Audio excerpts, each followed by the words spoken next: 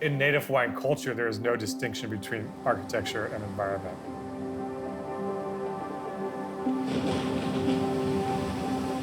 Our ancestors were very intelligent. They understood our environment in very specific ways that we need to remember. We look to the past to inform the present.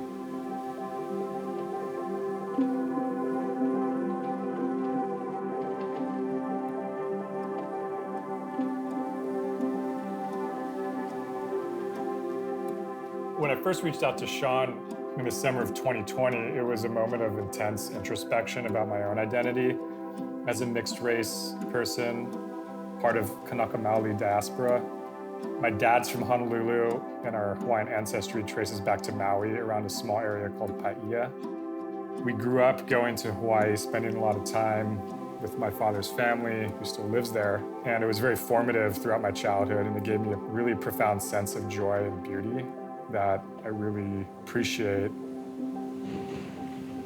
You know, at the time, these experiences weren't part of what has been called cultural resurgence. They're really just a way of life.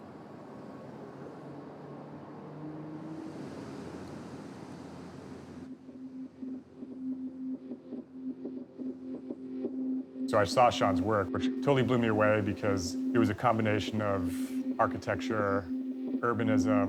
And so I really thought Sean's work was filling a void through the lens of someone who grew up embedded within a Native Hawaiian community, and I reached out to him. When Dominic reached out in 2020, I was thankful a well-known architect saw value in my work. At that point, I was trying to demonstrate a radical position in architecture. Hawaii is at a tipping point, and we are vulnerable to a catastrophic environmental collapse.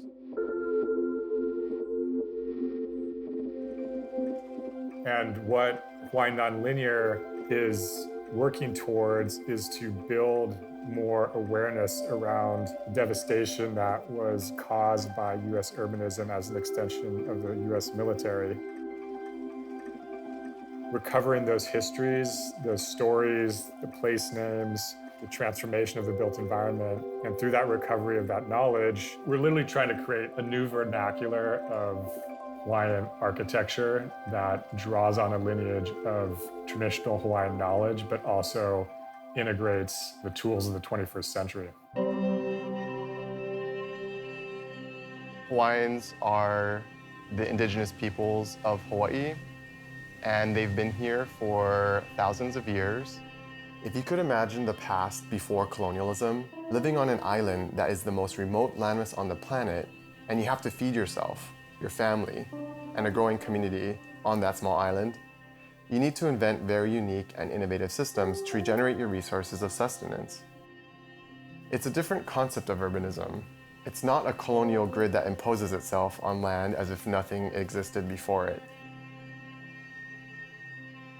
Native Hawaiian systems of resource management and land governance offers an urbanism that is grounded in relationships to the environment and observes the flows of water, geology, political circumstances, astronomical alignments, and cosmological relationships between people who are genealogically and ceremoniously connected to that place. That system was a total ecological system. It is a total ecology.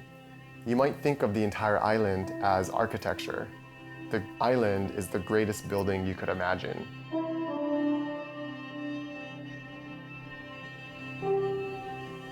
The fish pond is really both a symbolic, but also a very real site or sites that need to be recovered. So what we're walking on right now, this parking lot, before it was filled in by the Army Corps in 1908, 1911, this was the largest fish pond in Waikiki, and its name was Ka'ihikapu. So we're literally walking on water right now. People think that what Waikiki used to be, which is this abundant wetland, the sort of place where the water from Makiki, Manoa, and Pololo Stream converge and coalesce and create life. A lot of people think that's dead and gone. But this site right here is proof that it's not gone. It's still alive, it's just buried beneath this land cover. If I was just a tourist walking by here, Yeah. it literally just looks like a gutter.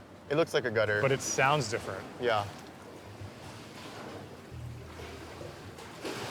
So under here, water's flowing. Yeah, there's water flowing all around under here.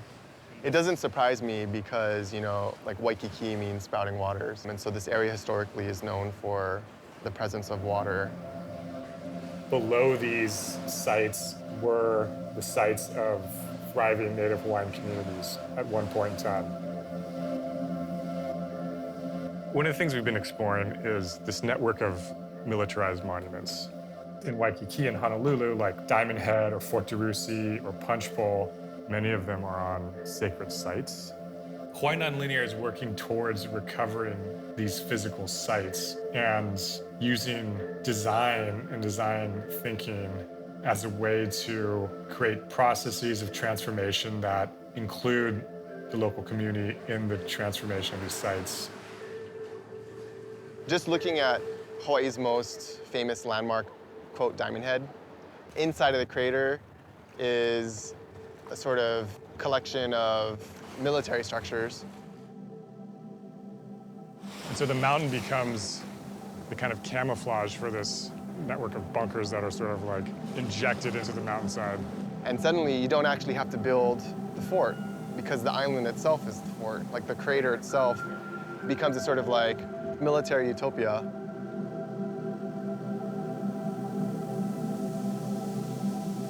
This beach is actually fake. The shoreline used to be about 200 feet back. In the process of filling in Fort DeRussy, one of the first things that happened was the construction of the seawall networks that would sort of contain the fill land. And then all of this area, which was reef, was dredged and then pumped into the fish pond. But one of the technical reasons why they had to do that was because it had a battery with guns and cannons. The cannons were so heavy that they couldn't actually transport them from Honolulu Harbor. The cheapest way to do it was to just dredge a channel and then bring it direct.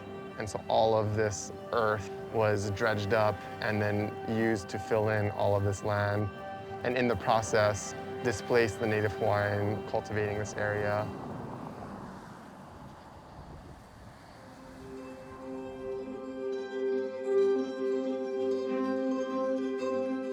The other thing that's hidden in plain sight is that these native Hawaiian systems actually still exist.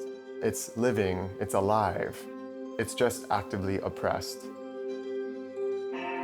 The future really needs to be envisioned by a community.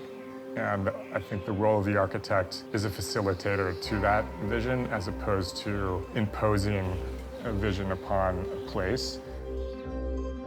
It's also about getting Hawaiians back into those spaces to cultivate them and to practice indigenous knowledge.